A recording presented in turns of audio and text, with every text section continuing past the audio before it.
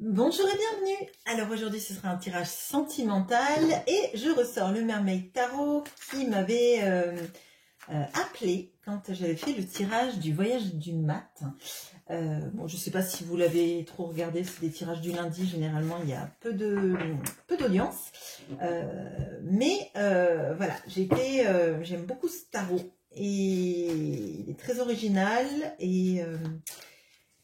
et du coup, je vais me servir de ces énergies pour faire ce tirage sentimental aujourd'hui. Allez, on va regarder comment votre autre vous voit.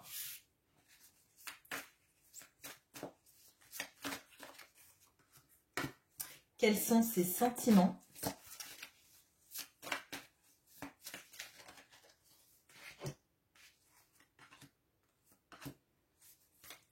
Et quelles sont les actions qu'il a envie d'entreprendre vis-à-vis de vous? J'utilise le pronom « il », je vous demande d'adapter si votre autre est une femme. C'est juste que c'est plus simple pour moi et ça évite de faire des « il », « elle » à tout bout de champ.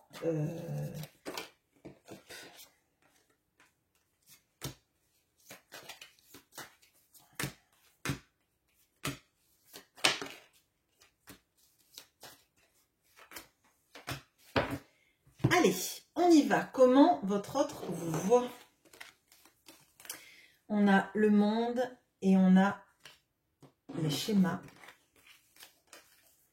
On a la mort et l'escargot. Et on a le cavalier d'épée et l'abeille. Alors, déjà, on a deux arcanes majeures sur cette ligne. On a le monde et on a la mort. Donc là, il y a quelque chose que votre autre sent. Quelque chose de majeur qui est en train de se passer dans votre vie. Et alors, moi, ce que je ressens vraiment très fort, là, c'est que vous êtes en train de changer complètement votre manière d'appréhender la vie et les situations et surtout tout ce qui est cyclique. Mettre un terme à tout ce qui est reproduction de schémas et surtout de la toxicité. Il y a une notion là vraiment avec le monde et les schémas. Donc le monde, ça symbolise les fins de cycle, entre autres. Mais là, je vois vraiment, c'est en finir avec des reproductions de schémas toxiques, finir avec même tout ce qui peut être, vous voyez, des lignées transgénérationnelles, des choses qu'on reproduit de nos ancêtres. Alors parfois, on n'est pas au courant et quand on fait un peu de généalogie, ou qu'on a des personnes dans notre famille qui connaissent un peu l'histoire, on se rend compte qu'il y a des choses qu'on reproduit, des schémas qu'on reproduit, des façons de faire. Et d'ailleurs, on le voit souvent, quand il y a un secret de famille, on a tendance en fait à le reproduire sur plusieurs générations, malgré soi, hein, jusqu'à ce que le secret soit verbalisé. Quand le secret est verbalisé, ça fait péter la chape de plomb qui existait et ça permet de se libérer, souvent, de ce schéma. Là, moi, ce dont j'ai l'impression, c'est que vraiment, vous avez conscientisé beaucoup de choses sur votre manière d'appréhender les choses, sur votre manière d'appréhender le monde, et votre autre vous voit en train de casser ce moule, de plus vouloir ce moule, de plus vouloir vous mettre dans des situations où vous aviez l'impression de faire partie d'une chaîne inexorable, de quelque chose qui vous contenait, que vos relations, peut-être même de vos relations amoureuses passées, et surtout, je pense aussi avec cet autre, vous en avez marre et vous arrêtez de vivre dans peut-être dans une attente de l'autre qui vous promet qu'il vient et qui ne vient pas, de votre autre qui a un comportement, vous l'acceptez plus en fait. Il y a quelque chose sur, là vous voyez la mort dans ce tarot là, c'est une carte qui est dure mais qui est belle en même temps.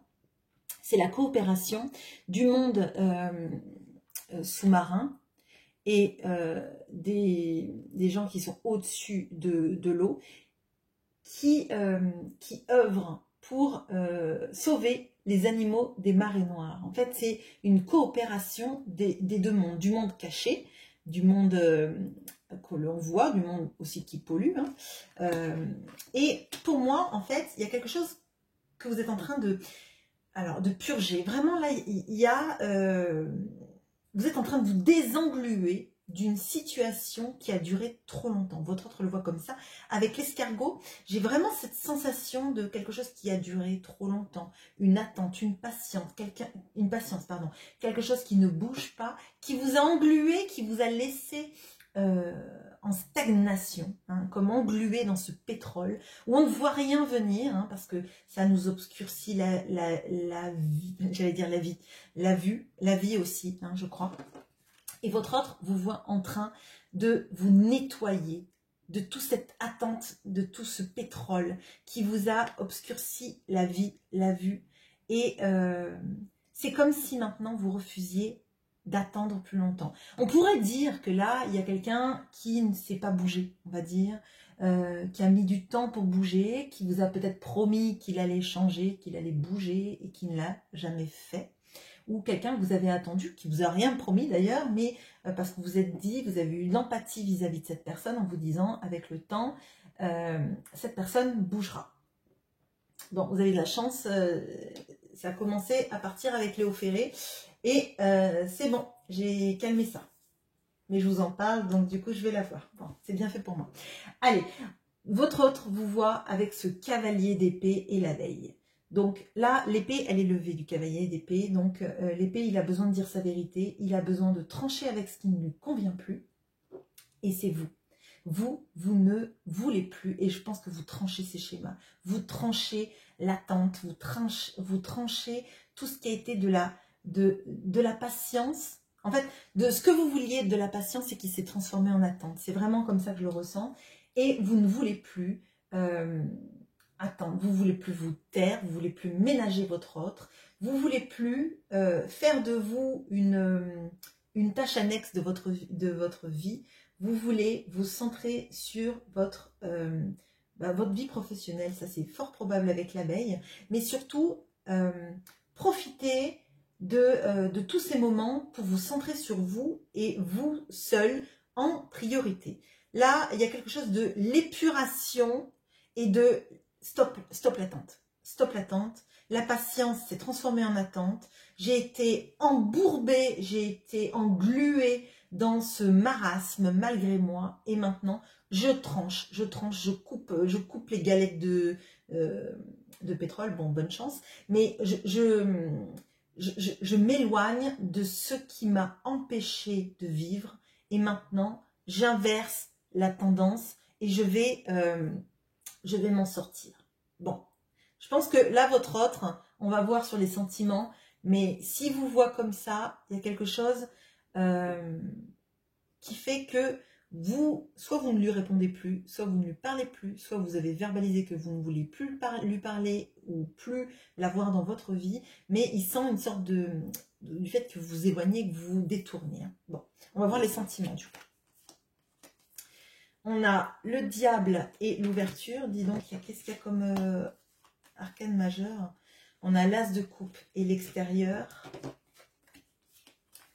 On a la tempérance et le chat. Donc, on a encore deux arcanes majeures là.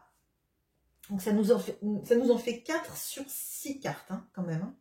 Bon, alors, bon, déjà, de prime abord, on a quelqu'un...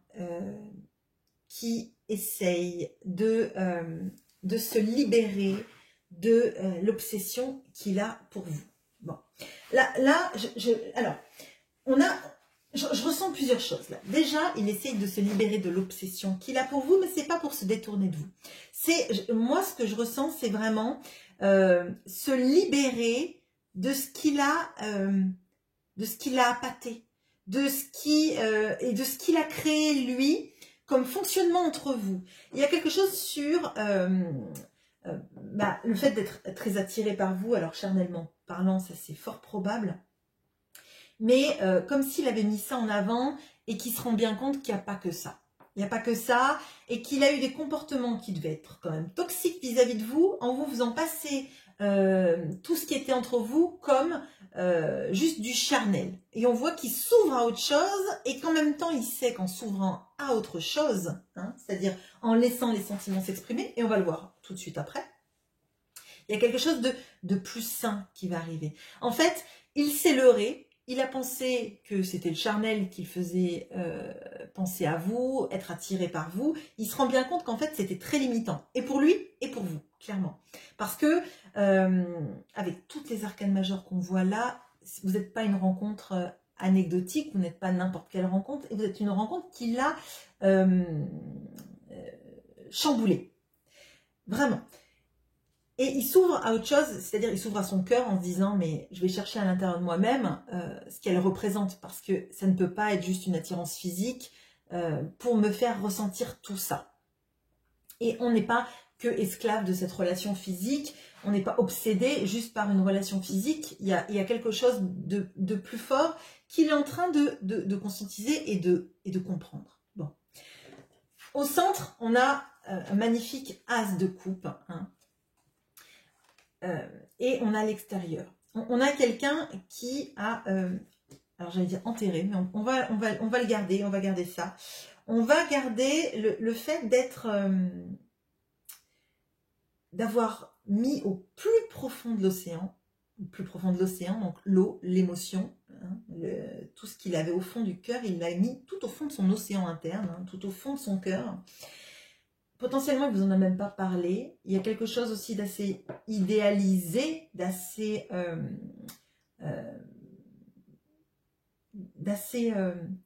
alors fantasmé, mais pas dans le sens sexuel. Fantasmé dans le sens l'amour limite trop beau pour être vrai, trop beau pour être vécu, l'amour un petit peu iconique, je dirais. Et il est en train de faire remonter ça à la surface. On a l'extérieur, et je pense que c'est grâce à son ouverture, en fait.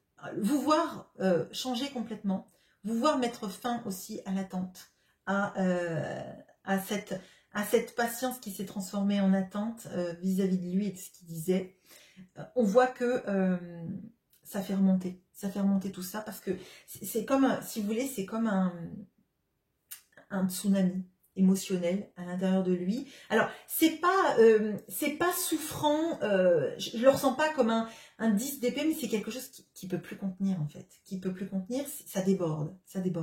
La coupe est pleine, forcément, elle est au fond de l'eau, mais elle va vers l'extérieur grâce à cette ouverture. En fait, il a voulu regarder à l'intérieur de lui. Ce qu'il n'a pas vu, c'est que du coup il a écarté sa cage thoracique, il a regardé à l'intérieur de lui-même.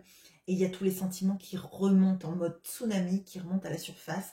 Il y a eu un tremblement de terre souterrain dans son monde bien carré, bien cadré. Et ça remonte, et il ne peut plus juguler cet afflot de sentiments qui est en train de sortir, de lui-même. Il essaye d'équilibrer tout ça. Il essaye de se dire que finalement, depuis qu'il vous connaît, peut-être que ça l'a chamboulé, mais en même temps, il ne s'est jamais senti aussi bien que quand il pensait à vous, que quand vous discutiez ensemble, que quand il arrivait à, alors peut-être par bribes, hein, mais à se confier, à parler. Il y a quelque chose de l'équilibre, parce qu'on se sent un peu à la maison, hein, auprès de vous. Avec le chat, on a cette notion de confort, c'est dans les sentiments, et je demande vis-à-vis de vous. Et je crois qu'on a quelqu'un qui a toujours eu peur de l'amour, hein, qui a toujours eu peur de verbaliser l'amour, comme si on disait 3 fois le mot amour, il y avait Candyman qui sortait. Enfin bon, là, on ressent l'amour très fort, et finalement, ça fait pas si peur que ça d'aimer. Ce qui fait peur, c'est le rejet de l'autre, hein. Bon, ça, c'est ma foi, ça fait pas peur d'aimer. Ce qui fait peur, c'est d'être rejeté, en fait. Et là, il est en train de le conscientiser, mais il est en train de se rendre compte que potentiellement, si vous le rejetez, c'est parce que lui, il a tout fait pour que vous le rejetiez. Il a tout fait pour vous faire patienter, pour aller au bout de vos limites, clairement. Les actions. On a le 4 d'épée et le gentleman. On a le 8 de denier et le soupirant. On a le soleil et le crépuscule. Bon, alors, là, alors, ça me fait penser à Blanche-Neige dans son cercueil de de verre. Alors, le 4 d'épée, c'est guérir du 3 d'épée. C'est guérir d'une blessure de trahison, c'est guérir d'une peine de cœur et c'est de se mettre en stase émotionnelle pour se guérir et être prêt après pour d'autres aventures amoureuses. En tout cas, c'est penser, mettre un stop à son cœur pour se dire, allez, on va se recentrer sur soi, on va soigner le cœur, on va lui laisser le temps qu'il faut pour qu'il puisse se soigner et après, on verra. Moi, là, c'est pas lui que je sens comme ça. C'est qu'il sait que vous, là, on va le dire clairement, vous avez morflé dans cette relation amoureuse. Vous avez attendu quelqu'un qui ne venait pas, vous avez attendu des promesses qui ne se mettaient jamais dans les faits, vous avez attendu quelqu'un, vous avez éprouvé de la patience, comme je vous dis, qui s'est transformée en une attente engluante. Vous n'aviez aucune vision de ce qui pouvait se passer. Et là, en fait, moi, ce que je ressens, c'est qu'il sait que la seule manière de vous dégeler de votre stase, on va dire, ça va être de vous dire déjà tous les sentiments qu'il a pour vous, mais les vrais en fait. Là, il y a quelque chose de très romantique qu'il a envie de mettre en place parce que il sait que c'est lui qui vous a mis dans cette situation où vous n'en pouvez plus là actuellement. C'est lui qui vous a poussé à le rejeter, c'est lui qui vous a poussé à ne plus y croire, vous qui avez tellement espéré, qui avez tellement mis